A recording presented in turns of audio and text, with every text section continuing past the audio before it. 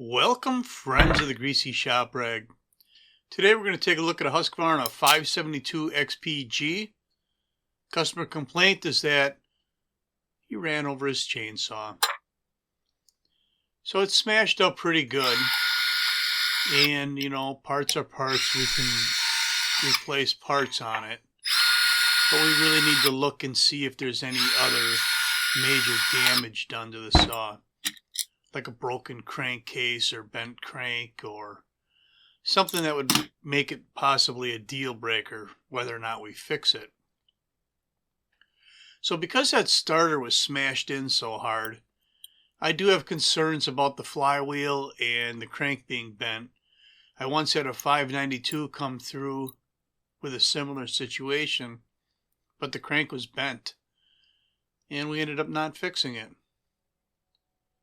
So I put a gauge between the flywheel and ignition coil because this is an XPG model and an auto tune. We got magnets on two sides of that flywheel, and I measured the gap and it appeared to be even. I think the crank is straight. I didn't see damage on the flywheel. So we're going to go ahead and fix this, and you know, if there's a vibration or something like that, we'll find out during the test run. Now, because this is a G model, that means it has a heated handle. So there's a little bit more involved in this than just 3 screws to swap out that handle. Underneath the clutch cover, we're going to have to take some things apart so that we can replace that brake handle. And on the bar, you can see there's a burnt spot, and he had told me he previously had to straighten that bar, and if it looked at all like there was a wave in it, that we should replace it. And in fact there is, and we will replace that bar. So on the heated handle, there's 3 screws, just like any other handle on a Husky like this. But 2 of the screws hold this plastic cover on. And you'll notice the bottom hole in that cover is a bigger size, so that there's still 1 screw holding the handle in place right now, the bottom one. And on top, the anti-vibe spring is still bolted to the cylinder, because the top screw on that cover just goes into the end of the anti-vibe spring. So what do we have? Well, we've got a T20 screw that holds the chain guide plate in place. The guide plate itself looks fine, but it's in the way, and I need to get it out of there. 1 single screw, bam, there's your guide plate. Our brake handle is busted up, so we're going to have to remove this brake spring and mechanism cover. That is not the technical name for that piece. It's probably just called a cover. There we go. We have the guts of the brake. Now, I would like to point out that when you get to this stage, there's a serious safety concern with leaving that spring loaded full of energy just sitting there. All right? The first thing you should do is relieve the pressure on that spring. And by golly, I'm going to show you why in just a little bit. So I was looking at the brake handle. I don't know, I got sidetracked. Somebody walked up to me and started talking to me about something. I decided to start working on the front handle rather than the brake handle. That's not an excuse, that's just what I did. There's 3 wires that are just connected to each other underneath that cover we removed. One of them's a ground wire. One comes from the switch down to the rear handle, and one probably goes to the carb heater. So we just have to unplug them and pull them through a grommet in the back side of the handle.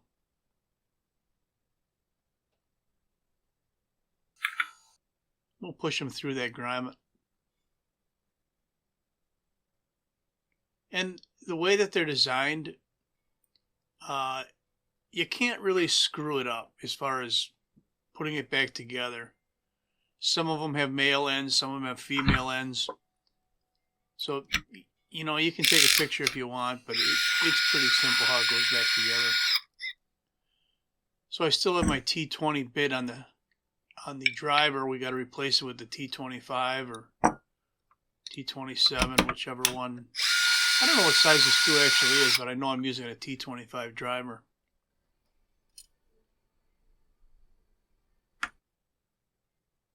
So there you go. We got the old one off of there. The cylinder cover, that looks like it survived. We won't have to replace that. No cracks. Good deal. Its spring is still hanging out there. And let this be a public service message here. Because someone could actually get hurt.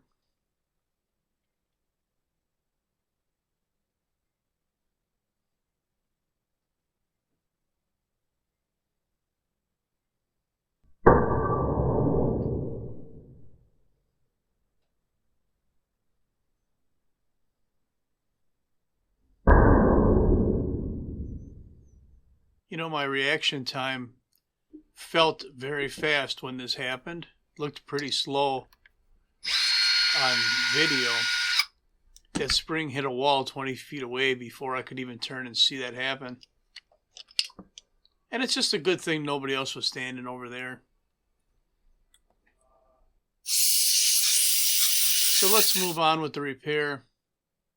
Here's our new brake handle. I don't know if you can catch that part number or not. So these you know, Husky's had some simpler designs for brake handles in the past. This isn't the simplest. You know, a few more things have to happen in order to replace this handle. There's another broken piece, but we need to recover the bushing that's in here. And the screw, of course. So there's a bushing in the screw. There's our old handle. I got the bushing in the bottom of the new handle, and in the top I don't have the bushing yet. I'm setting it on the pin. Now this piece of linkage for the brake has to go in a slot in the handle while lining up the handle over the pivot pins. And the handle is, you know, it's pretty durable plastic, so it doesn't spread that easily. It spreads about just enough to make this job happen. But once you get everything kind of lined up the way it should be, it'll pop together. Now I certainly could have lifted the knee joint, which is attached to that blue piece, and the brake band. I could have lifted that stuff out and fed it into the handle. But, you know, I like taking shortcuts. If I can speed things up and be more efficient, it's bonus for everybody. So here's our new spring. And I know, I take that back, it's the old spring. But it is, it's got to be compressed and put back in there. And on a lot of other models, let's just say a 450, for example, I can easily push the spring right there. The job would have been done. It goes together that easy. But this spring is a little bit stiffer. You know, you have longer bars that will go on bigger saws, so you need a heavier spring. Now, once I got the spring in place, I won't take my finger off of that thing until I'm darn good and ready to put that cover on there. Which means I probably should have done some of these other steps first. Like spinning the cap off the grease tube, greasing these parts that move. The knee joint I'm greasing. And I'll actually put some grease on the spring.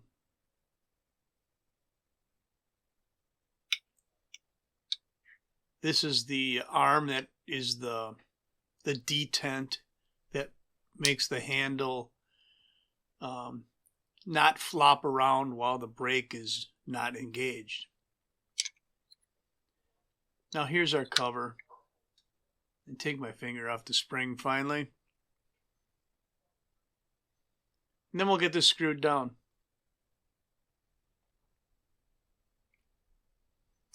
These are going to be T20 screws. I know that because I have a piece of tape on my T20 bit. It makes it so that I don't have to try and read the numbers on the bit all the time. I just grab the one with the tape on it and know that's T20.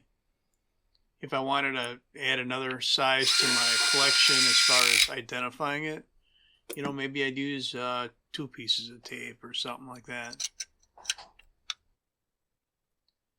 So our chain guide plate goes back in place.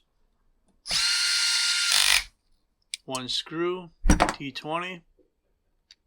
And here's our new heated handle. Now this handle, it's probably, you know, like $140.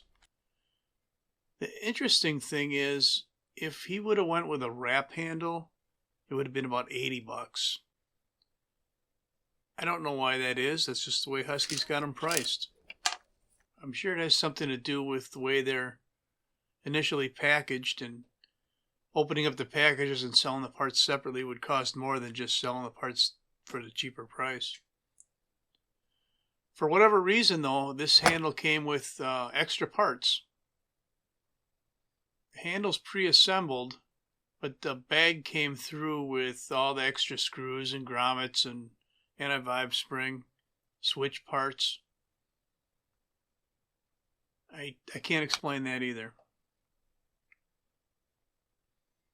Actually, I kind of wish I didn't open the bag. So we're going to put the handle on the saw, and the first thing I want to do is get a couple screws started on the bottom of the handle. This right here would be a good argument for me getting my butt in gear and finishing my chainsaw vise that I'm going to have at the shop. Because this is either a 3-hand job or a, you know, mount the saw in a vise kind of job. Just a little clumsy. So we're getting her done. We'll get these 2 screws running in the bottom of the fuel tank. Then we can work on this side of the saw. Now all I'm doing is feeding these wires through the back side of that grommet in the handle. Nothing fancy going on here. I just can't quite get my fat fingers behind there to push the wires through decent.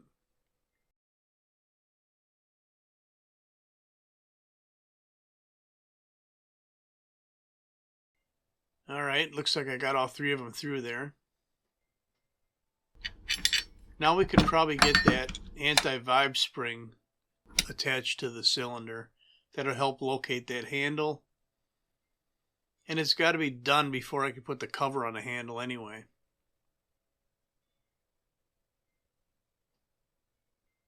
So now I know that the bottom screw, because that hole is bigger in that cover, the bottom screw can go in here. The 2 remaining screws are going to be what holds the cover on.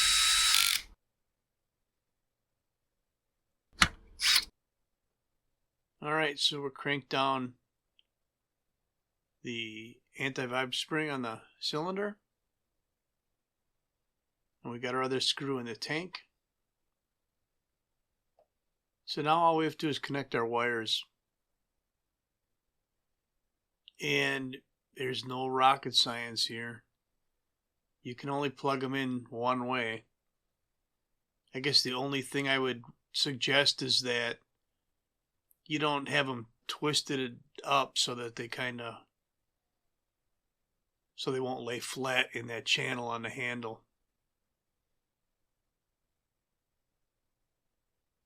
Just like that. nice, neat, flat. The cover should go over the top of that decent.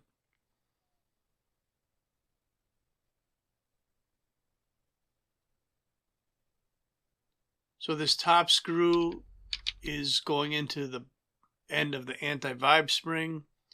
The bottom screw is going through the handle and into the fuel tank. So I don't know in this video what we're looking at here, if this is the old cover or the new cover. But the first cover that I put on here was the one that was on the saw when he brought it in. And the top where my thumb is there, that end was kind of bent on it.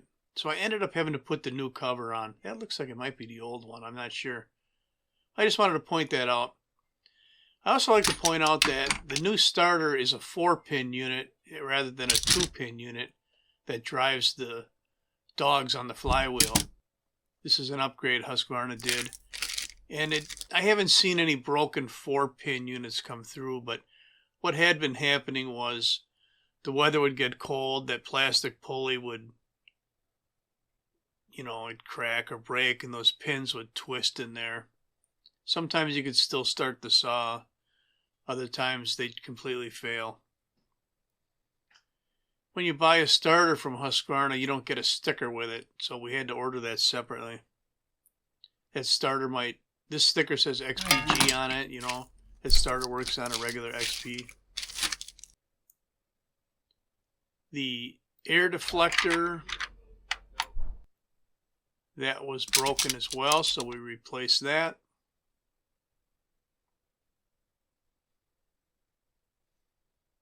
And we're just kind of jiggling the handle on the starter to get everything lined up.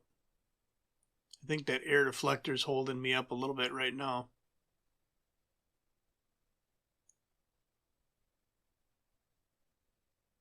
But we'll get her.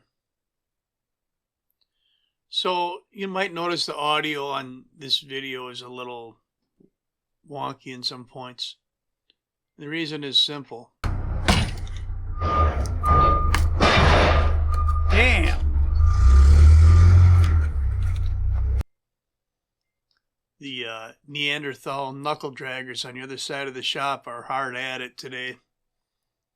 And trying to edit out some of this noise is a challenge. I'm not complaining. I'm just saying, I work in a shop with a lot of other guys. I have the privilege to be able to record while I'm working. And I have to edit out some of that noise. So we're going to bar this thing back up with his new bar. Looks like the chain rolls on there really nice. Get our top cover on here. And then we'll fire it up.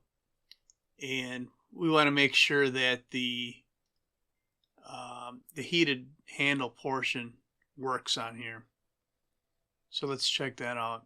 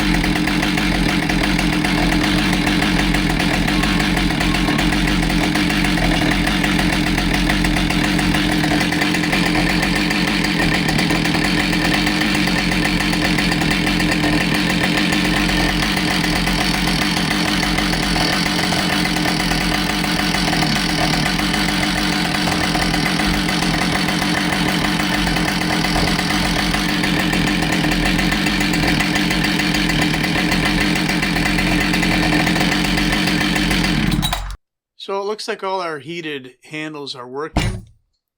And yes, I did remember to put that final screw in the brake handle before sending it out. So that's all I got for you on the Husqvarna 572XP that was used as a wheel chock. Thanks for watching. Later.